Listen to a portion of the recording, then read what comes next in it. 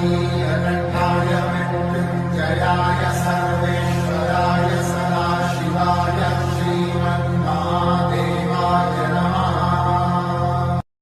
ॐ नमस्ते अस्ति भगवन् विश्वेश्वराय महादेवाय त्र्यम्बकाय त्रिपुरान्तकाय त्रिकाग्निकालाय कालाग्निरुद्राय नीलकण्ठाय मृत्युञ्जयाय सर्वेश्वराय सदाशिवाय श्रीमन्महादेवाय नमः।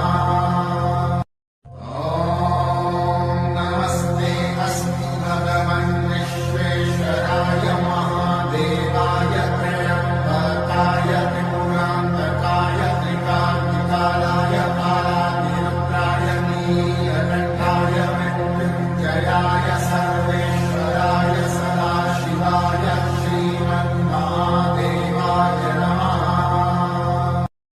ॐ नमस्ते अस्ति भगवन् विश्वेश्वराय महादेवाय त्र्यम्बकाय त्रिपुरान्तकाय त्रिकाग्निकालाय कालाग्निरुद्राय नीलकण्ठाय मृत्युञ्जयाय